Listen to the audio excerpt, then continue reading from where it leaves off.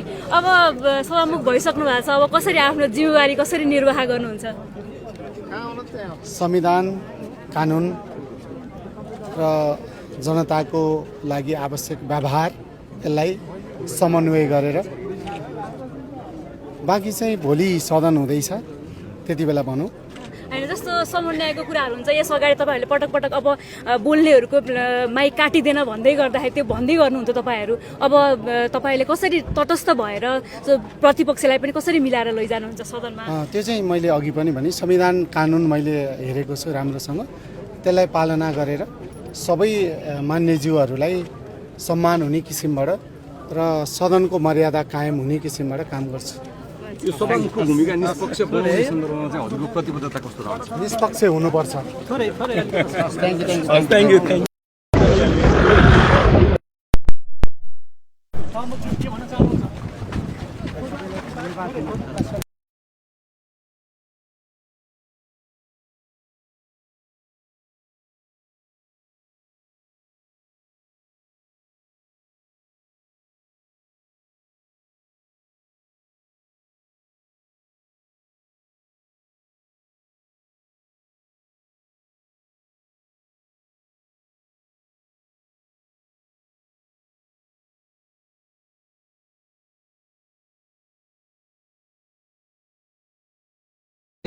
सभामुख भएको छ। आज राष्ट्रिय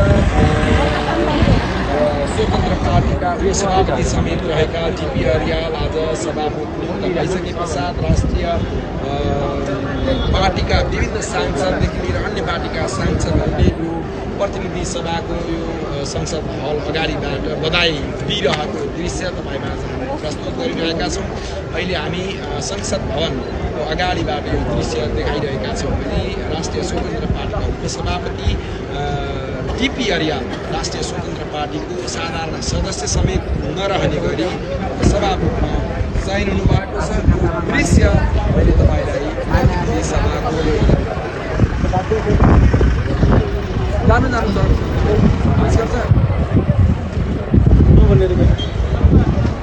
रवि लामिछाने प्रसन्न मुद्रामा उहाँ बाहिरिँदै हुनुहुन्छ। दर्शकहरू हेर्न सक्नुहुन्छ, एकदम प्रसन्न मुद्रामा उहाँको पार्टीले 2/3 नजिक बहुमत ल्याइसके पछाडि सम्भवतः अबको 5 वर्ष राष्ट्रिय स्वतन्त्र पार्टीमय हुनेछ देशको अवस्था।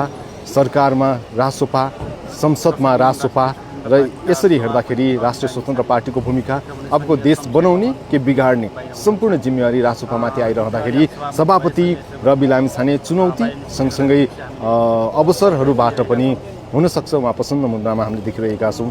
रासोपा सभापति रवि लामिछाने, रासोपा सांसद बब्लु गुप्ता, मन्त्री ऊर्जा मन्त्री रासोपा सांसद, त्यसै गरी ऊर्जा मन्त्री विराज भक्त श्रेष्ठलाई पनि हामीले स्क्रिनमा देखिरहेका थियौँ।